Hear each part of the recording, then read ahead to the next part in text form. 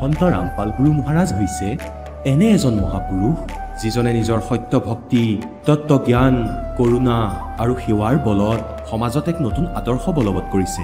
সন্ত ৰামপাল গুৰু মহাৰাজৰ নেতৃত্বত তেওঁৰ সকলো সৎলোক আশ্ৰমে কৰা বিস্ময়কৰ সমাজ কল্যাণমূলক কামে সমাজখনক সোণালী ভৱিষ্যতৰ এক নতুন আশা দেখুৱাইছে। সন্ত ৰামপাল গুৰু মহাৰাজৰ পৰা নাম দীক্ষা গ্ৰহণ কৰাৰ পিছত লাখ লাখ লোকৰ কৰ্কট ৰোগ, এইডছ আদি দুৰাৰোগ্য ৰোগ নিৰাময় হ'ল। সন্তজনাৰ জ্ঞানৰ পৰা অনুপ্ৰাণিত হৈ তেওঁৰ অনুগামীসকলে লাখ লাখ ইউনিট ৰক্তদান কৰে।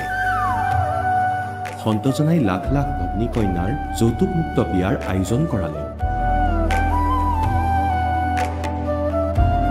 সন্তজনাই লাখ লাখ মানুহক ড্ৰাগছ আসক্তিৰ পৰা মুক্ত কৰিলে। কোটি কোটি ধ্বংসপ্ৰাপ্ত পৰিয়াল শান্তিত লাগিল। সন্তজনাৰ আশ্ৰমত সমাৱেশৰ সময়ত বিনামূলীয়া চকুৰ চিকিৎসা আৰু দন্ত চিকিৎসাৰ ব্যৱস্থা কৰা হয়। সন্ত ৰামপাল গুৰু মহাৰাজৰ দ্বাৰা পৰিৱেশ সুৰক্ষাৰ উদ্দেশ্যে সময়ে সময়ে বৃহৎ পৰিসৰত বৃক্ষৰোপণ কৰা হয়। সন্তজনাই আৰ্তজনক তাৎক্ষণিক সকাহ দিবলৈ এম্বুলেন্স সেৱা আৰম্ভ কৰিছিল। সন্তজনাই তেওঁৰ অনুগামীসকলক তেওঁলোকৰ শৰীৰ দান কৰিবলৈ অনুপ্ৰাণিত কৰে, যাতে মানৱতাৰ সেৱা আৰু চিকিৎসা ক্ষেত্ৰত উন্নতি কৰিব পৰা যায়। সন্ত ৰামপাল গুৰু মহাৰাজৰ সকলো আশ্ৰমত প্ৰতিদিনে বিনামূলীয়া ধৰ্মভোজৰ আয়োজন কৰা হয়, য'ত প্ৰতিবাৰেই প্ৰতিটো জাতি, প্ৰতিটো ধৰ্মৰ মানুহে একেলগে বহি ভোজন কৰে।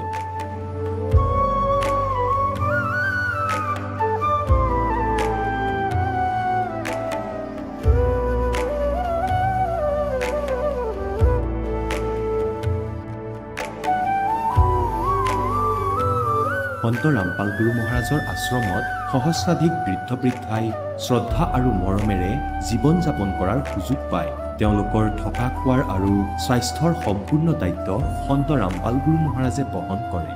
অনাথ শিশুৰ বাবে সন্ত ৰামপাল গুৰু মহাৰাজৰ সকলো আশ্ৰম বিশেষ বৰদানতকৈ কম নহয়, য'ত তেওঁলোকক শিক্ষা, সংস্কাৰ আৰু ভৱিষ্যতৰ বাবে উন্নত সুবিধা প্ৰদান কৰা হয়। বানপানী, ভূঁইকঁপ বা মহামাৰী যিয়েই নহওক, সন্ত ৰামপাল গুৰু মহাৰাজ আৰু তেওঁৰ অনুগামীসকল সদায় আৰ্তজনৰ বাবে আগ্ৰনোৱা হৈ থাকে। কোভিড মহামাৰীৰ সময়ত সন্ত ৰামপাল গুৰু মহাৰাজৰ আশ্ৰমৰ পৰা কোটি কোটি লোকক খাদ্য, ঔষধ আৰু জীৱন ৰক্ষক সামগ্ৰী যোগান ধৰা হৈছিল। দুখীয়াক সকাহ কৰাই হওক বা যিকোনো শোষিত বা নিপীড়িত শ্ৰেণীৰ অধিকাৰ আৰু মৰ্যাদাৰ বাবে যুঁজ দিয়াই হওক, সন্ত ৰামপাল গুৰু মহাৰাজে সদায় তেওঁলোকৰ সকলো ন্যায্য দাবী চৰকাৰৰ ওচৰলৈ লৈ গৈছে আৰু তেওঁলোকক উপযুক্ত ন্যায় প্ৰদানৰ ক্ষেত্ৰত গুৰুত্বপূৰ্ণ ভূমিকা পালন কৰি আহিছে। সমাজত আধ্যাত্মিক আৰু সামাজিক মূল্যবোধৰ প্ৰতি সজাগতা অনাৰ প্ৰতিটো পদক্ষেপতে সন্ত ৰামপাল গুৰু মহাৰাজ মানৱতাৰ প্ৰকৃত সেৱক হিচাপে প্ৰমাণিত হৈছে। সন্ত ৰামপাল গুৰু মহাৰাজৰ জীৱনে আমাক শিকাইছে যে প্ৰকৃত সেৱা সেইটোহে যিটো নিস্বাৰ্থভাৱে কৰা হয়। আহক আমিও এই মহান সন্তজনৰ এই মহান সেৱাৰ কামত যোগ দিওঁ আৰু সন্ত ৰামপাল গুৰু মহাৰাজৰ পৰা নাম দীক্ষা লৈ আমাৰ জীৱন ধন্য কৰি তোলোঁ।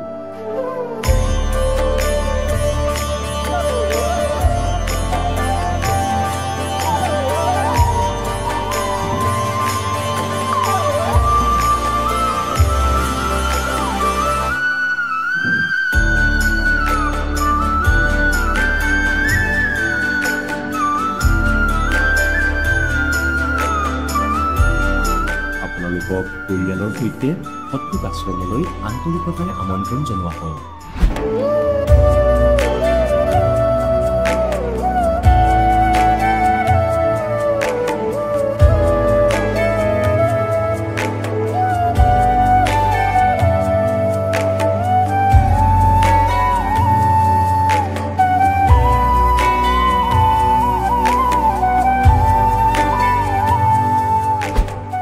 जब लग गुरु मिले ना साचा, तब लग गुरु करो 10 पाचा। गुरु সলনি কৰিব পাৰিনে? গুৰু সলনি কৰাটো পাপ নেকি? আধ্যাত্মিকতাৰ এই ক্ষেত্ৰত আচলতে সঠিক গুৰু কোন? গীতা শাস্ত্ৰত বৰ্ণিত তত্ত্বদৰ্শী সন্তজন কোন?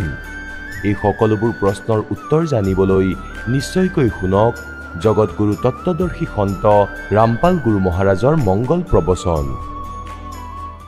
নমস্কাৰ। নমস্কাৰ। আপোনাৰ শুভ নামটো? সুস্মিতা সূত্ৰধাৰ। আপুনি কোন ঠাইৰ পৰা আহিছে? মই বৰপেটা ডিষ্ট্ৰিক্ট হাউলি অসমৰ পৰা আহিছোঁ। সন্ত ৰামপাল গুৰু মহাৰাজৰ পৰা নাম দীক্ষা কেতিয়া লৈছিল? মই 2017 জানুৱাৰী মাহৰ 12 তাৰিখে লৈছিলোঁ। তেখেতৰ পৰা নাম দীক্ষা লোৱাৰ আগতে আপুনি অন্য কিবা ভক্তি সাধনা কৰিছিলনে? হয়, বহুতো সাধনা চলি আছিলে, যেনেকুৱা ঘৰৰ মানে ডাঙৰ জ্যেষ্ঠসকলে যেনেকুৱাকৈ সাধনা কৰে, কিবা কিবি কৰে, সেইবিলাকেই চলি আছিলে। আপুনি যিহেতু আপোনাৰ সমাজত প্ৰচলিত পৰম্পৰাগত আপুনি ভক্তি সাধনা কৰি আছিলে, তেনে ক্ষেত্ৰত আপুনি সন্ত ৰামপাল গুৰু মহাৰাজৰ শৰণলৈ কিয় আহিব লগা হ'ল? আচলতে মই তেতিয়া 10মান শ্ৰেণীত পঢ়ি আছিলোঁ আৰু আমাৰ তাতে ৰাস মেলা হয়। ৰাস মেলাত গৈ পেলাই দেউতাই এখন কিতাপ পালে। তেতিয়া ভকতসকলে সেৱা কৰি আছিলে, মই বাৰু নাজানিছিলোঁ, কিন্তু ৰাতি আহি পেলাই যেতিয়া ক'লে যে কিতাপ এখন পাইছোঁ, পঢ়ি চাওঁ, মই সিমান ভালদৰে নাজানো যিহেতু সৰু আছিলোঁ। তেতিয়া আকৌ দেউতাই পঢ়ি পেলাই, দেউতাই যিহেতুকে কিতাপ চিতাপ নপঢ়ে, এনেকুৱা মানুহ, তেওঁ কিতাপ পঢ়ি পেলাই ক'লে যে নাই, জ্ঞানটো ভাল আছে। আকৌ সাধনা টিভিৰ খোজ পালে, মানে সাধনা চেনেলত আমাৰ গুৰুজী সৎসংগ দিয়ে এতিয়া, তেতিয়া ক'লে যে ভাল জ্ঞান বুজাইছে, ইয়াৰ পৰা নম্বৰ পাত লোৱাচোন। নম্বৰ লোৱাৰ পিছত তাতে কল কৰিলোঁ। কল কৰাৰ পিছত বৰবালা আশ্ৰম দিল্লীত পালোঁ। তাতে ক'লে যে ঠিক আছে, তোমালোকৰ ওচৰে পাজৰে এনেকুৱাকৈ অসমত এখন নামদান কেন্দ্ৰ আছে, নাহৰকটীয়া বুলি। নাহৰকটীয়া এতিয়া ক'ত হয়? ডিব্ৰুগড়ত হয়, অসমৰ উজনি অসম হয়। তেতিয়া ক'তো যাই পোৱা নাই, মানে আমাৰ পৰিবাৰৰ পৰিস্থিতি এনেকুৱা, মানে আমি ক'তাও ফুৰিবলৈ নাযাওঁ। তেতিয়া ক'লে যে ঠিক আছে, আমি যাওঁ, যাই পেলাই নামদান ল'ব লাগে, যিহেতু জ্ঞান ভাল লাগিছে, কিন্তু যাওঁ কেনেকৈ? এতিয়া ইতিমধ্যে কি হ'ল, আমাৰ ওচৰতে আৰু এজন ভগতৰ ঘৰ, তেতিয়া তাতে পুস্তক সেৱাৰ কাৰণে গাড়ী গৈছে। পুৱা উঠি পেলাই কয় যে গুৰুজীৰ সৎসংগৰ হেৰিবিলাক চলি আছে নেকি? যিহেতু মা আৰু দেউতা মানে আধ্যাত্মিকভাৱে তেওঁলোকে বহুত জড়িত আছিলে সেইসকলৰ লগত, মোৰ মা বেছিকৈ। আকৌ তেওঁ ক'লে যে, দেউতাক ক'লে ঠিক আছে আপুনি যাওক, মানে চাই আহকচোন কি হৈ আছে, আৰ্মি কেম্পৰ সিফালে কি হৈ আছে। দেউতাই যাই পেলাই নাহে, যিজন মানুহে গা নোধোৱাকৈ একো নাখায়, তেতিয়া তাৰে গুৰুজীৰ ভগতসকলৰ লগত মানে জ্ঞান চৰ্চা কৰি পেলাই তেওঁ নাম ল'বলৈ সাজু হৈছে। এতিয়া আমাৰ ঘৰৰ পৰা চবকে মাতিলে যে আহা তোমালোকে, এনেকুৱাকৈ সঁচাকৈ গুৰুজীৰ পুস্তক সেৱাৰ গাড়ী আহিছে, ইয়ালৈ অকণমান আহি পেলাই জ্ঞানবিলাক বুজি যোৱা। তো গ'লোঁ, চবেই যোৱাৰ পিছত থিৰাং হ'ল যে নামদান ল'ম। এতিয়া কিছু ভগতেও ক'লে যে এনেকুৱাকৈ নামদান ল'লে বহুতো উপকাৰ হয়। তেতিয়া মই বুজি পোৱা নাছিলোঁ, কিন্তু লাহে লাহে যেতিয়া ঘৰত এতিয়া চৰ্চা যদি চলি থাকে, আমিও বুজিবলৈ সক্ষমেই হৈ যাওঁ যে কিবা এটা ভাল হ'বলৈ গৈ আছে। তেতিয়া নাম ল'লোঁ। কিবাকৈ নাম লোৱাৰ পিছত মোৰ বেছি বিশ্বাস নাছিলেই, কিয়নো মাক দেউতাকৰ পৰা পাইছিলোঁ, মোৰ নিজা কিবা জ্ঞানেই নাই, 10মান শ্ৰেণীৰ ছাত্ৰী হৈ। তেতিয়া নাম লোৱাৰ পিছত মই জোৰ জবৰদস্তিকে মানে একোৱে নিয়ম নামানো, নখ পালিচ লগাইছিলোঁ। নখ পালিচ লগাই পেলাই বহুতো হৈ গ'লে, মানে মই পৰি গ'লোঁ, মোৰ ভৰি ভাঙিলি না কি হ'লে, মই খোজকাঢ়িব নোৱাৰা হ'লোঁ। তেতিয়া সন্ধিয়া ভগতসকলৰ লগত কথা পতাৰ পিছত দেউতাক ক'লে যে দণ্ডবোধ এটা কৰিবলৈ দিয়া, সৰু হয় এতিয়া একো বুজি নাপায়। মই যাই পেলাই সন্ধিয়া দণ্ডবোধ কৰাৰ লগে লগে মোৰ ভৰিৰ মোচকা খাইছিলে না ভাঙিছিলে না কি হৈছিলে, সেইখিনি ঠিক হৈ গ'ল লগে লগে। আমি শুনিছোঁ যে আপোনালোকৰ গুৰু সন্ত ৰামপাল গুৰু মহাৰাজৰ পৰা নাম দীক্ষা লোৱাৰ পিছতে শ্ৰদ্ধালুসকলে বিভিন্ন প্ৰকাৰে লাভ পায়। যিহেতু আপুনি নাম দীক্ষা লোৱাৰ পিছতে আপুনি এটা লাভৰ কথা ব্যক্ত কৰিলে, আপোনাৰ যি ভৰিখন পৰি পেলাই কষ্ট পাইছিলে তাৰ পৰা আপুনি পৰিত্ৰাণ পালে। ইয়াৰ উপৰিও আপুনি অন্য আৰু কিবা লাভ পাইছেনে? হয়, মানে লাভৰ কথা কি কওঁ, মোৰ লগত চমৎকাৰবিলাকে হৈছে ক'ব লাগে বেছিকৈ, কিয়নো জগত সমাজত যিবিলাক অন্ধবিশ্বাস কুৰীতিবিলাক চলি আছিলে, সেইবিলাক মই সৰুৰে পৰা দেখা পোৱাৰ পিছত মোৰ হৈ গৈছিলে যে এনেকুৱা আৰু জীৱন হয় নেকি, এনেকুৱা আৰু আকৌ মানে ভক্তি হয় নেকি, য'ত মানে আমি দুদিন পিছে এই বেজৰ পিছত এই কবিৰাজৰ পিছত যাব লাগে, এইবিলাক কিবা ভক্তি হয় নেকি? এইবিলাকতো ভক্তি মাৰ্গৰ কথাই নহয়। পিছত যেতিয়া মাক দেউতাকে নাম দীক্ষা ল'লে, ময়ো নাম দীক্ষা ল'লোঁ। এইবিলাক গোটেইখিনি এৰি পেলাই আমি এইপিনে আহিছিলোঁ। যেতিয়া ঘৰৰ সকলো পৰিবাৰৰ মাজত মানে এনেকুৱা লাগিছিলে যে ক্লাছ 10 পঢ়াৰ পিছত 12 পঢ়াৰ পিছত ছোৱালীজনীক বিয়াহে দিব লাগে, মোৰ দেউতাকৰ মনলৈ আহিলে যে নাই, ছোৱালীক পঢ়াম। মই নিজে ভবা নাছিলোঁ যে মই গুৰুজীৰ নাম দীক্ষা লোৱাৰ পিছত আমাৰ পৰিয়ালত প্ৰথম মানে এনেকুৱা এজন হ'ম যিজনে মাষ্টাৰ্ছ কমপ্লিট কৰিব। তথাপিও এনেকুৱা এখন ছাবজেক্ট লৈ যিটো মানুহে সপোনতো কল্পনা কৰিব নোৱাৰে, কিয়নো মোৰ দেউতা অফিচাৰো নহয়, মোৰ দেউতা কোনো বিষয়ববীয়াও নহয়, এনেকুৱা চৰকাৰী কৰ্মচাৰীও নহয়। মই মাষ্টাৰ্ছ কমপ্লিট কৰিলোঁ। সেইটোকো এখন মানে এটা কাহিনীয়ে, কিয়নো গোটেই যিখিনি বিশ্ববিদ্যালয়ত মই হেৰি কৰিছিলোঁ, এণ্ট্ৰান্স পৰীক্ষা দিছিলোঁ, ৰিজাল্ট মোৰ সুকলমে মই পাছ কৰিবলৈ সক্ষম হ'লোঁ। এইফালে ৱেষ্ট বেংগলৰ যাদৱপুৰ ইউনিভাৰ্চিটি কওঁ, এইফালে আমাৰ গুৱাহাটী ইউনিভাৰ্চিটি কওঁ, মই CUET পৰীক্ষা দিলোঁ। এনেকুৱা সময়তে মই কাশী হিন্দু বিশ্ববিদ্যালয়ত মই হেৰি কৰিলোঁ, মোৰ নামভৰ্তি কৰিলোঁ। নামভৰ্তি কৰাৰ পিছত তাতে মাষ্টাৰ্ছ কমপ্লিট কৰিলোঁ। মাষ্টাৰ্ছ কমপ্লিট কৰাৰ পিছত মানে আকৌ এটা কি চমৎকাৰ দেখা পালোঁ যে মাষ্টাৰ্ছ কৰি থকাতে মোৰ মানে কিডনীত ষ্ট'ন হ'লে, সেইটো 7.11 mm। তেতিয়া ডাক্তৰসকলে কয় নহয় যে অস্ত্ৰোপচাৰ কৰিব লাগিব, লেপ্ৰচি কৰিব লাগিব, হেৰি হ'ব, 3-4 মাহ ঔষধ খাব লাগিব। সেইখিনি মই জাষ্ট মানে গুৰুজীৰ তাতে চিঠি লিখাৰ পিছতে চিঠি লিখি পেলাই জনালোঁ যে গুৰুজী মোৰ এনেকুৱা হৈছে। মোৰ মানে আকৌ যেতিয়া চেকআপ কৰিলোঁ তেতিয়াই মোৰ গোটেইখিনি শেষ হৈ গ'ল। মানে 7.11 mm পাথৰ এখন মানে ষ্ট'নখিনি গলিবলৈ কিমান সময় লাগে, কিন্তু মোৰ বেছি সময় নালাগিলে, 30 দিনমানহে ঔষধ খাইছিলোঁ। তাৰপিছত মই একেবাৰে পৰিত্ৰাণ পাই গ'লোঁ।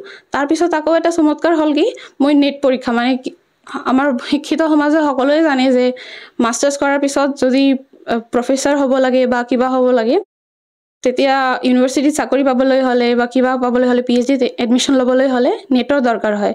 মই পৰীক্ষা দিছিলোঁ কিন্তু সফল হোৱা নাই। গুৰুজীৰ তাতে আৰ্জি লগাই পেলাই মই এবাৰ যেতিয়া পৰীক্ষা দিলোঁ, তেতিয়া মই নেটত সুকলমে পাছ কৰিলোঁ, সেইটোও ভাল নম্বৰ লৈ। এইটো গোটেইখিনি গুৰুজীৰ চমৎকাৰে হয়। মই লাভৰ কথা কি ক'ম, মোৰ আধ্যাত্মিক লাভো বহুত, কিয়নো মোক্ষ প্ৰাপ্তিৰ ৰাস্তাখিনি পাইছোঁ। আমি সমাজৰ যি কুৰীতি সেইখিনি এৰিবলৈ পাইছোঁ। যিহেতু অসমৰ পৰা মই আহিছোঁ, তো অসমত এনেকুৱা কি হয়, উজনি অসম কওঁ বা নামনি অসম কওঁ, তেতিয়া আমাৰ হেৰি হৈ যায় যে এই অন্ধবিশ্বাস, কুৰীতি, ডাইনী প্ৰথা এইবিলাক চলিয়ে থাকে। এইখিনিৰ পৰা মই পৰিত্ৰাণ পাইছোঁ।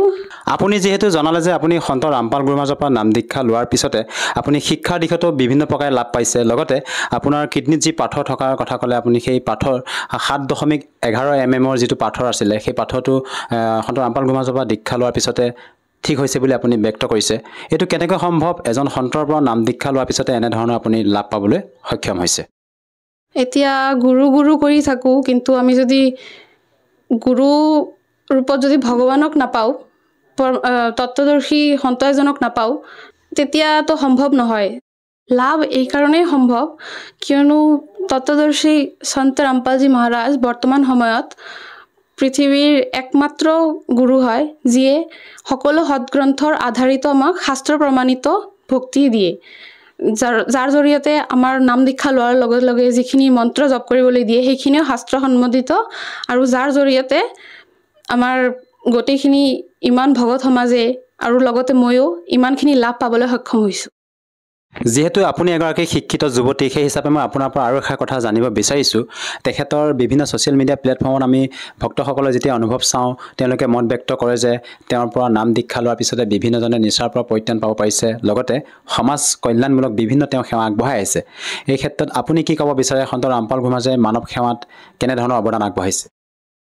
আচলতে ইমানখিনি অন্ধশ্ৰদ্ধা আৰু কুৰীতি, কুসংস্কাৰবিলাক আমাৰ সমাজত বিয়পি আছে, যিখিনি একমাত্ৰ শাস্ত্ৰসন্মত ভক্তি দি ভক্তিৰ অৱদান আগবঢ়াই হওক বা আমাৰ ভগতসকলৰ সমাজৰ যিখিনি সেৱাৰ দ্বাৰা গুৰুজীয়ে বা সন্ত ৰামপালজী মহাৰাজে হেৰি কৰিছে, এইখিনি একমাত্ৰ তেওঁৰ কাৰণেই সম্ভৱ। সন্ত ৰামপালজী মহাৰাজৰ একমাত্ৰ আকৌ উদ্দেশ্য হৈছে যে সমাজৰ পৰা এই নিচা আৰু কুৰীতিবিলাক, কুব্যাধিসমূহ সম্পূৰ্ণৰূপে দূৰীকৰণ কৰা আৰু এখন পবিত্ৰ আৰু নিৰ্মল সমাজৰ গঠন কৰা। আপুনি এগৰাকী শিক্ষিত যুৱতী, সেই হিচাপে মই আপোনাৰ পৰা আৰু এষাৰ কথা জানিব বিচাৰিছোঁ। আপোনালোকৰ গুৰু সন্ত ৰামপাল গুৰুৰ মাজত যি ভক্তি বিধি সাধনা আৰু লগতে আমাৰ সমাজত প্ৰচলিত ধৰ্মগুৰুসকলে যি ভক্তি বিধি আমাক প্ৰদান কৰি আছে, তেওঁলোকৰ যি ভক্তিবিধি, ইয়াৰ মাজত আপুনি কেনেধৰণৰ পাৰ্থক্য বিচাৰি পাইছে? প্ৰথম পাৰ্থক্যটো এয়াই যে সমাজত প্ৰচলিত যিসকল গুৰু বা কথাবাচক হয়, তেওঁলোকে শাস্ত্ৰসন্মত বিধি নকয় সেইখিনি নোকোৱাকৈ তেওঁলোকে লোকবেদ দন্তকথা অনুসৰিহে আমাক চলিবলৈ এটা গাইড দিয়ে যে এনেকুৱাকৈ কৰিব লাগিব তেনেকুৱাকৈ কৰিব লাগিব এনেকুৱা কৰিলে নহ'ব তেনেকুৱা কৰিলে নহ'ব কিন্তু সন্ত ৰামপালজী মহাৰাজে সকলো শাস্ত্ৰ প্ৰমাণিত জ্ঞানহে দিয়ে যাৰ অধীনত আমি বহুতোখিনি লাভ পাবলৈ সক্ষম হওঁ যিদৰে মই শিক্ষা সমাজৰ লগত জড়িত তেওঁলোকে কি কৰে যে বিশ্ববিদ্যালয় হওক বা বিদ্যালয়ত হওক তেতিয়া বহুতোখিনি জ্ঞান দিয়ে যিখিনি একমাত্ৰ কিতাপৰ আধাৰিতহে গ্ৰন্থ আধাৰিতহে জ্ঞান দিয়ে যাৰ ফলতে আমি পৰীক্ষাত উত্তীৰ্ণহে হ'ব পাৰোঁ আৰু যেতিয়া আমি আউট অফ চিলেবাছ গৈ পেলাই যদি পঢ়োঁ বিনা গ্ৰন্থে যদি পঢ়োঁ এজন শিক্ষকে যদি শিকায় তেতিয়া গোটেইখিনি চিলেবাছ খেলমেল হৈ যাব আৰু আমি পৰীক্ষাত পাছেই কৰিব নোৱাৰিম এনেকুৱা হৈছে যে সন্ত ৰামপালজী মহাৰাজ হৈছে আমাৰ মুখ্য শিক্ষক যিয়ে আমাক শাস্ত্ৰ বা গ্ৰন্থ অনুসৰিহে পবিত্ৰ গ্ৰন্থসমূহৰ পৰা জ্ঞান উলিয়াই আমাক এটা ভক্তিৰ মাৰ্গ দেখাইছে আৰু আন গুৰুসকলে আউট অফ চিলেবাছ গৈ পেলাইহে আমাক জ্ঞান দিয়ে যাৰ ফলত তেওঁলোকৰ অধীনত থকা সময়ত যেতিয়া আমি ভক্তিসমূহ কৰিছিলোঁ লাভ পাবলৈ সক্ষম হোৱা নাছিলোঁ কিন্তু সন্ত ৰামপালজী মহাৰাজৰ শৰণাগত হৈ আমি বহুতো ধৰণৰ আধ্যাত্মিক হওক শাৰীৰিক হওক মই শিক্ষাৰ দিশত হওক বহুতোখিনি লাভ পাবলৈ সক্ষম হৈছোঁ আপোনাৰ পৰা আৰু এটা কথা জানিব বিচাৰিছোঁ যিহেতু আমাৰ ভাৰতবৰ্ষত লাখৰ তুলনাত আধ্যাত্মিক গুৰু আছে তেনে ক্ষেত্ৰত আমি এজন প্ৰকৃত সৎগুৰুক কেনেকৈ নিৰ্ণয় কৰিম প্ৰকৃত সৎগুৰুৰ নিৰ্ণয় কৰিবলৈ হ'লে আমি প্ৰথমতে নিজৰ শাস্ত্ৰতে চাব লাগিব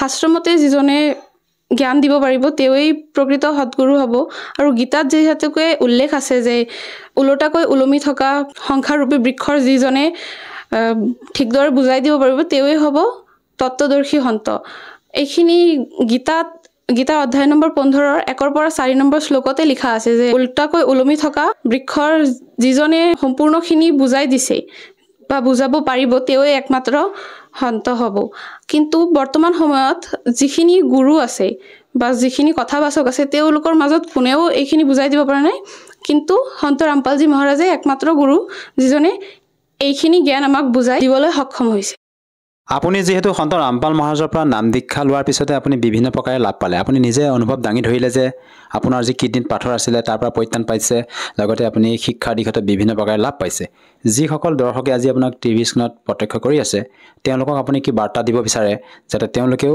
আপোনাৰ দৰে উপকৃত হ'ব পাৰে বাৰ্তানো মই কি দিম মই হাতজোৰ কৰি অনুৰোধহে কৰিব পাৰিম যে যিখিনি কিতাপ সন্ত ৰামপালজী মহাৰাজে লিখিছে জ্ঞান গংগা জিনিকিৰা এইখিনি পঢ়ি পেলাই আমিও শাস্ত্ৰসন্মত জ্ঞান পাবলৈ সক্ষম হৈছোঁ তাৰ দ্বাৰা আমি বিভিন্নভাৱে লাভকৃতও হৈছোঁ আপোনালোকেও সেই কিতাপখিনি পঢ়ি জ্ঞান বুজক আৰু নাম দীক্ষা ল'বলৈ আগ্ৰহী হওক যাতে আপোনালোকেও মোৰ দৰে বিভিন্ন লাভ গ্ৰহণ কৰিব পাৰে যদিহে কোনো লোকে সন্ত ৰামপাল মহাৰাজৰ পৰা নাম দীক্ষা ল'ব বিচাৰে কেনেকৈ ল'ব পাৰিব সন্ত ৰামপালজী মহাৰাজৰ পৰা নাম দীক্ষা লোৱাটো একেবাৰে সহজ বৰ্তমান যেতিয়া আমাৰ হাতত ফোন আছে ঘৰত টিভিও চলি থাকে বিভিন্ন ছ'চিয়েল মিডিয়া প্লেটফৰ্মত আমি নিজৰ একাউণ্টো বনাই ৰাখিছোঁ তেতিয়া এই বৰ্তমান সময়ত আমি যদি সাৰ্চ কৰি দিওঁ যে সন্ত ৰামপালজী মহাৰাজ তেতিয়া কি হ'ব যে সন্ত ৰামপালজী মহাৰাজৰ নানান বিষয়ত সৎসং আছে আৰু কিছুমান তাতে নম্বৰবিলাকো চলি থাকে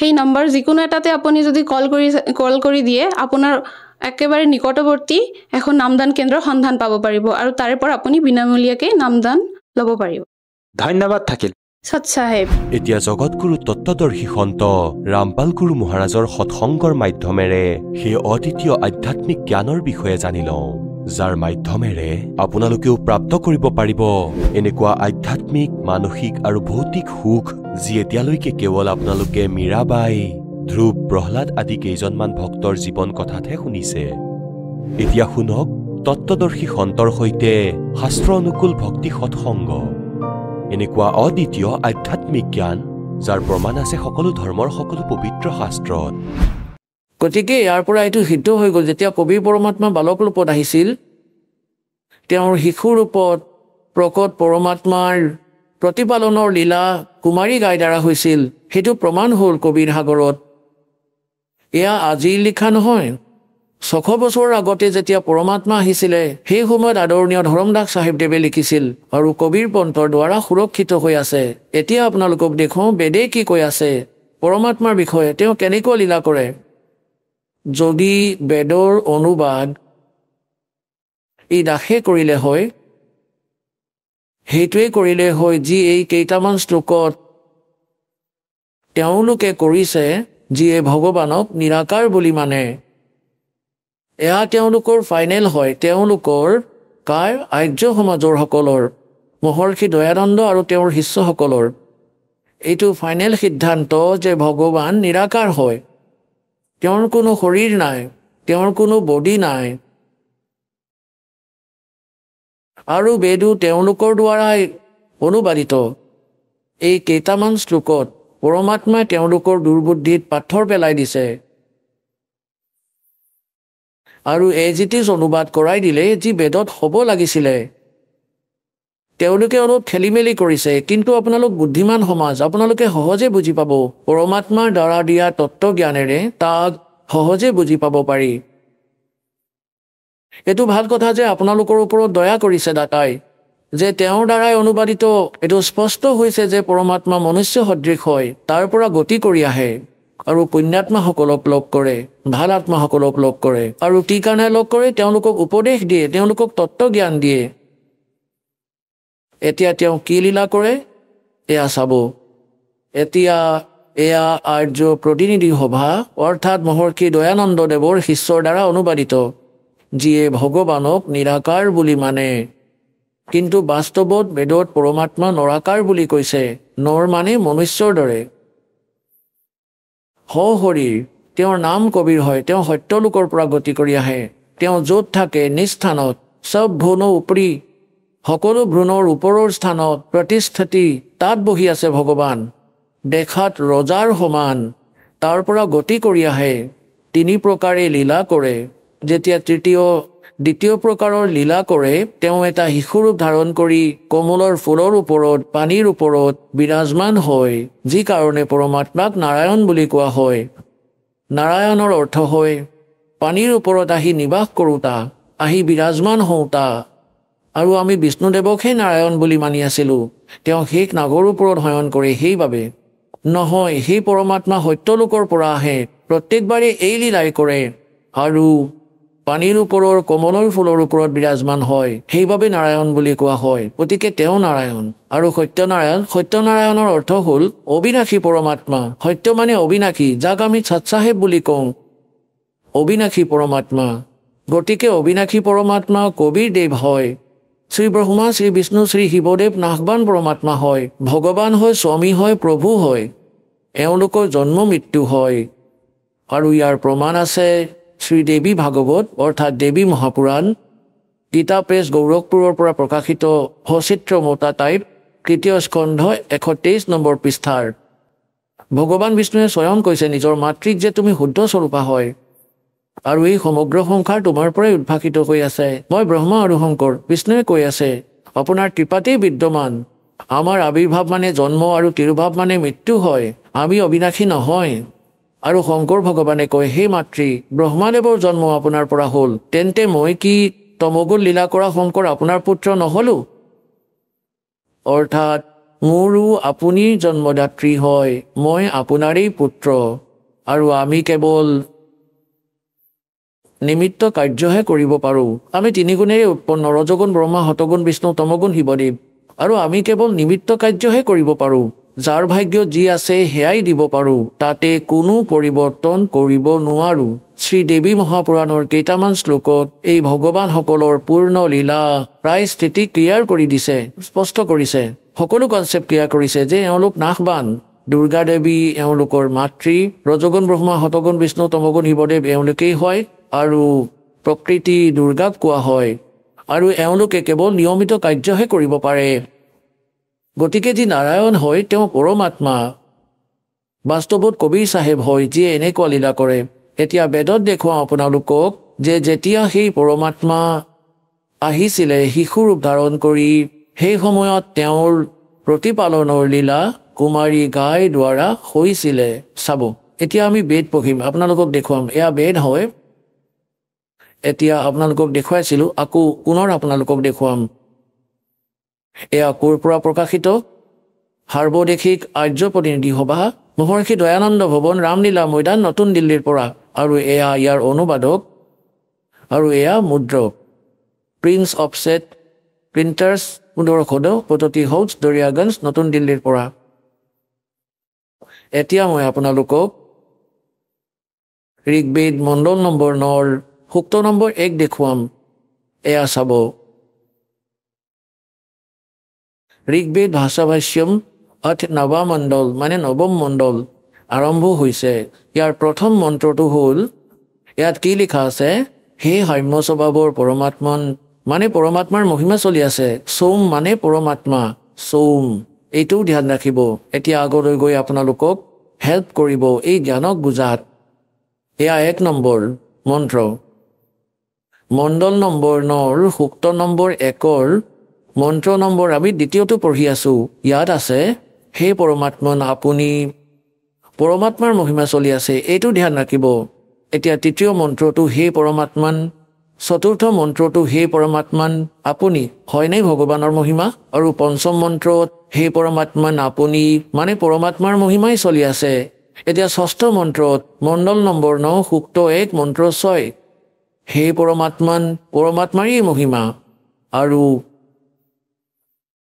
এতিয়া ইয়াত সপ্তম আৰু অষ্টমত এওঁলোকৰ মনত পৰি গ'ল মহৰ্ষিৰ শিষ্যসকলৰ, যদি আমি ইয়াত পৰমাত্মা বুলি লিখি দিওঁ, আগলৈ পৰমাত্মাৰ মহিমা কি যে তেওঁ বালক ৰূপ ধাৰণ কৰি আহে, 3 প্ৰকাৰৰ শৰীৰ ধাৰণ কৰে, তেতিয়া জনতাই যাতে বুজি নাপাওক যে ভগৱান নৰাকাৰ হয়। গতিকে ইয়াত এওঁলোকে পৰমাত্মা বুলি নিলিখি পুৰুষ বুলি লিখি দিলে। এয়া চাব।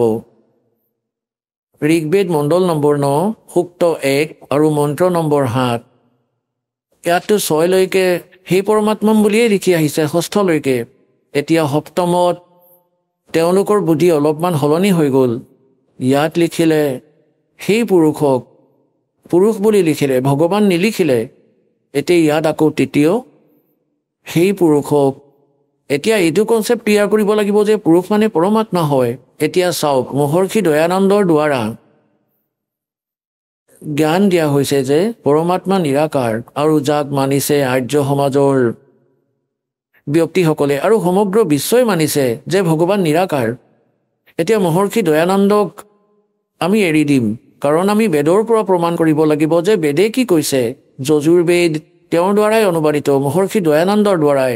যজুৰ্বেদ অধ্যায় নম্বৰ 40 মন্ত্ৰ নম্বৰ 15 আৰু 17 এই কনচেপ্ট একেবাৰে ক্লিয়াৰ হৈ যাব।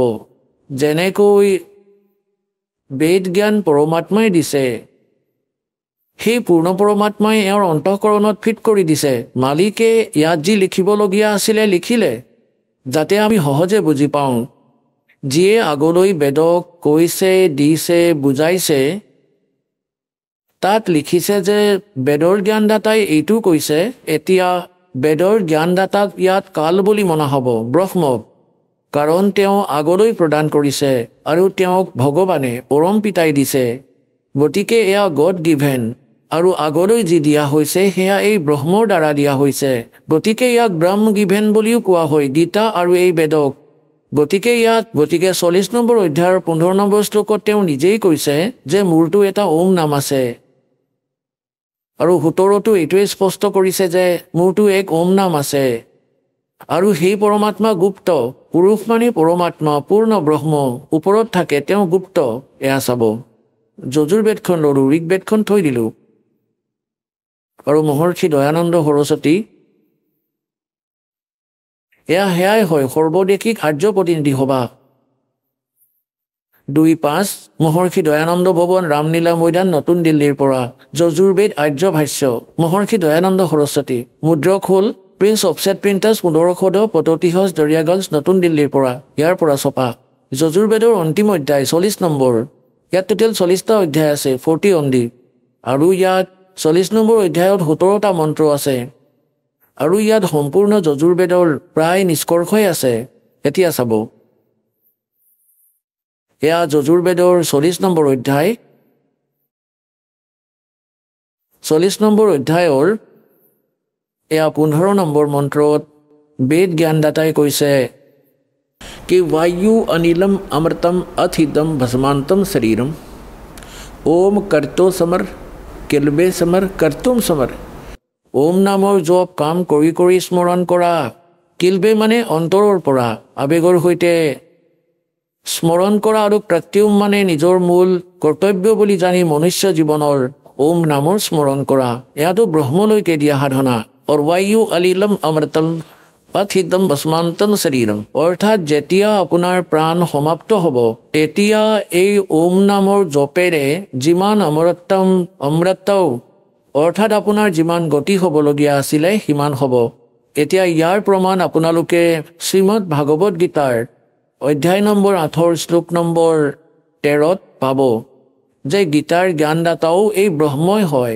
শ্ৰীকৃষ্ণৰ ভিতৰত প্ৰৱেশ কৰি কৈ আছে তেওঁ কৈ আছে যে ওম ইতি একাক্ষৰম ব্ৰহ্ম ব্যৱহাৰণ মাম অনুসমৰণ য়ে প্ৰিয়াতি তজন দেহম স ইয়াতি পৰমাম গতিম মাম ব্ৰহ্ম মই ব্ৰহ্মৰ এতিয়া ইয়াত এইটো কনচেপ্টটো ক্লিয়াৰ কৰিব লাগিব পুণ্যাত্মাসকল আজিলৈকে এই লোকবেদ দন্ত কথা শুনি শুনি আমি কলা হৈ গৈছোঁ আমি মূৰ্খ হৈ গ'লোঁ এই জ্ঞানকে কমপ্লিট বুলি মানি ল'লোঁ যে যি শুনিছোঁ সেয়াই ফাইনেল সকলোৱে ভ্ৰমিত একো স্থিৰ নহয় কোনোবাই যদি কাৰোবাক কিবা কয় তেন্তে ঠিকেই আছে বুলি কয় এনেকুৱাও হয় কাৰণ আমি নিজেই নিজৰ সদগ্ৰন্থৰ সৈতে পৰিচিত নহয় আৰু এই ৰাখৰ উদ্দেশ্য হ'ল যে আপোনালোকৰে সদগ্ৰন্থৰ সৈতে পৰিচিত কৰা ইয়াৰ মাষ্টৰ বনাই দিওঁ যাতে আপোনালোক ভ্ৰমিত নহয় যেনেকৈ শ্ৰীমদ ভাগৱত গীতাৰ অধ্যায় নম্বৰ 2 শ্লোক নম্বৰ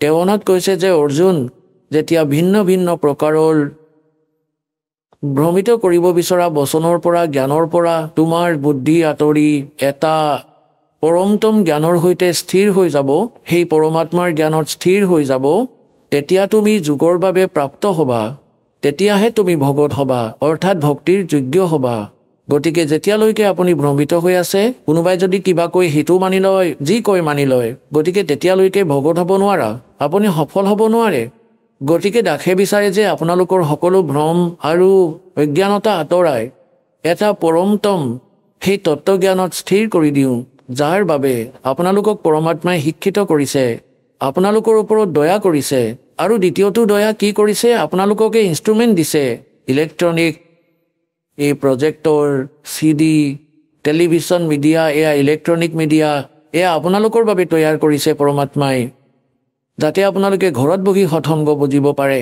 বেদক জানিব পাৰে আৰু সকলো সদগ্ৰন্থক বুজিব পাৰে আৰু যেতিয়ালৈকে আপোনালোকে স্বয়ঙে নিশ্চয়কৈ সদগ্ৰন্থবোৰ নাজানে তেতিয়াই কালি যিমানবোৰ ভ্ৰমিত কৰিব বিচৰা সন্ত পঠিয়াইছে সিহঁতে এনেকৈ আপোনালোকক মিছগাইড কৰি উদ্দেশ্যৰ পৰা বঞ্চিত কৰি দিব গতিকে এতিয়া দাসে বিচাৰে যাতে এওঁলোক সফল নহওক আপোনালোক শিক্ষিত পুত্ৰ পুত্ৰী ভাই ভনী সকলো শিক্ষিত আৰু সদগ্ৰন্থ আমাৰ লগত আছে গতিকে এতিয়া এইটো বুজক যে আপোনালোকৰ জীৱনৰ উদ্দেশ্য কি হয় সেয়া বুজি পাব সৎসংগৰ পৰা জীৱনৰ মনুষ্য জীৱনৰ উদ্দেশ্য হ'ল মুক্তি পোৱা ইয়াত ঘৰ বনোৱা মহল বনোৱা গাড়ী কিনা এয়া নহয় এয়াতো এডিশ্যনেল হয় বাই প্ৰডাক্ট হয় ভক্তিৰ এই দাসে যি আপোনালোকক ভক্তি দিব পৰমাত্মাই দিয়া এই সাধনাৰ দ্বাৰা আপোনালোকে যি সুখ গোটেই জীৱন বিচাৰি ফুৰে প্ৰাপ্ত কৰিব বিচাৰে সেয়া নাপায়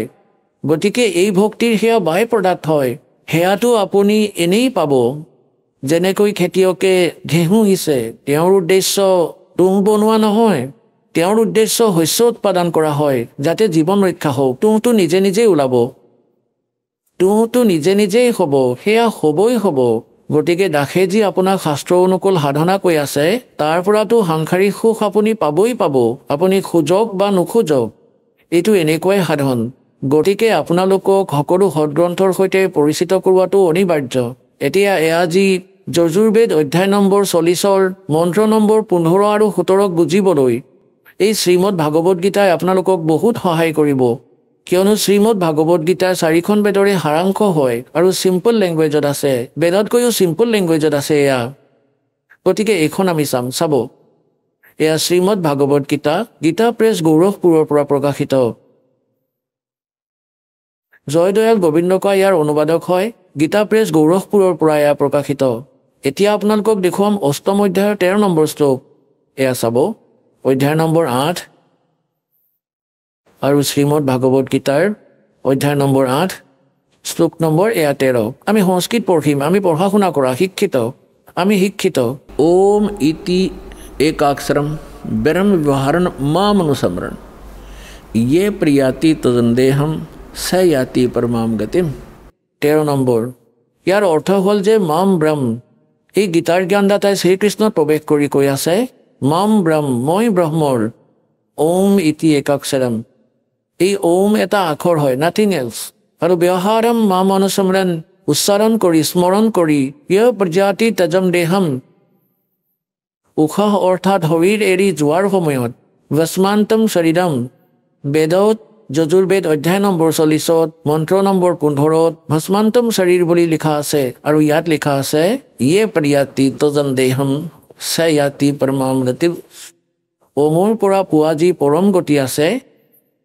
এয়া এই ধৰণে প্ৰাপ্ত হ'ব মই ব্ৰহ্মৰ মাম ব্ৰহ্ম মই ব্ৰহ্মৰ ওম ইতি একাক্ষৰম ওম এটা আখৰ হয় স্মৰণ কৰি উচ্চাৰণ কৰি কৰি স্মৰণ কৰি ইয় প্ৰজাতি তজম দেহম যে শৰীৰ এৰি যায় স ইয়াতি পৰমাম গতিম তেওঁ পৰম গতি প্ৰাপ্ত কৰে ওমৰ পৰা পোৱা পৰম গতি ওমৰ পৰা পোৱা পৰম গতি কি ব্ৰহ্মৰূপ প্ৰাপ্ত হয় কাৰণ এয়া ব্ৰহ্মৰ স্মৰণ মন্ত্ৰ আৰু অষ্টম অধ্যায় 16 নম্বৰ শ্লোকত গীতাত লিখা আছে যে ব্ৰহ্মলোকলৈ যোৱা প্ৰাণীও পুনৰ জন্ম মৃত্যু লৈ আহে তেওঁলোকেও পূৰ্ণ মুক্তি প্ৰাপ্ত নকৰে এই কনচেপ্ট আজি ইমানেই ক্লিয়াৰ কৰিব লগা আছিল যে এই ওম মন্ত্ৰ এয়া ব্ৰহ্মৰ আৰু গীতাৰ জ্ঞানদাতা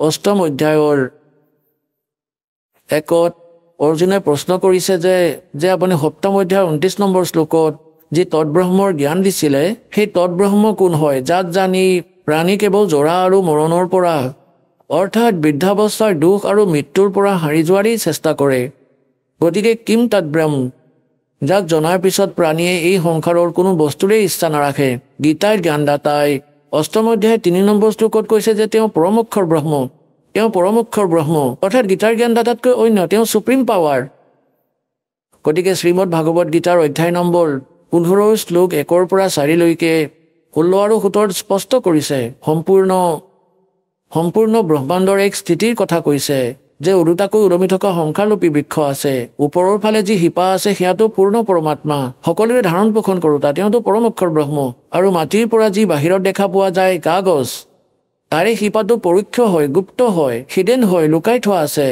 আৰু বাহিৰত যি দেখা পোৱা যায় তাক বৃক্ষ বুলি কোৱা হয় গতিকে পৰমাত্মাই আহি তেওঁৰ নিজৰ বাণীতে কৈছে অক্ষৰ পুৰুষ এডাল গছ আৰু ক্ষৰ পুৰুষ অৰ্থাৎ জ্যোতি নিৰঞ্জন বাকী ডাল অৰ্তিনো দেৱা শাখা ইয়ে পাত ৰূপসংসাৰ আৰু গছৰ যি শিপা আছে সেয়া গুপ্ত গতিকে মাটিৰ বাহিৰত যি কাগজ দেখিছে তাক আপুনি অক্ষৰ পুৰুষ বুলি ভাবক আৰু আগলৈ যি শকত দাঁত ওলাইছে তাক ক্ষৰ পুৰুষ বুলি বুজা তাত 3টা শাখা আছে ৰজগুণ ব্ৰহ্মা সতগুণ বিষ্ণু তমগুণ শিৱদেৱ ৰূপী এয়া শাখা বুলি বুজক আৰু পাত ৰূপী আমাৰ এই সংসাৰখন বুলি বুজা গতিকে বৃক্ষৰ পালন ক'ৰ পৰা হয় শিপাৰ পৰা মূলৰ পৰা গতিকে শ্ৰীমদ ভাগৱত গীতাৰ অধ্যায় নম্বৰ 1 পৰা 4 16 আৰু 17 মন্ত্ৰত এয়া স্পষ্ট কৰিছে তত্ত্বদৰ্শী সন্তৰ পৰিচয়ও কৈছে যে তত্ত্বদৰ্শী সন্ত সেইজন হ'ব যি এই ওলোটাকৈ ওলমি থকা সংসাৰৰূপী বৃক্ষৰ সকলো বিভাগক ভিন্ন ভিন্নভাৱে বুজাব পাৰিব আগতে যি পৰমাত্মা আহিছিলে তত্ত্বদৰ্শী সন্তৰ ভূমিকাও তেওঁৱেই কৰি যায় সেইবাবে তেওঁক প্ৰসিদ্ধ কবি বুলিও কোৱা হয় লোকোক্তিৰ মাধ্যমেৰে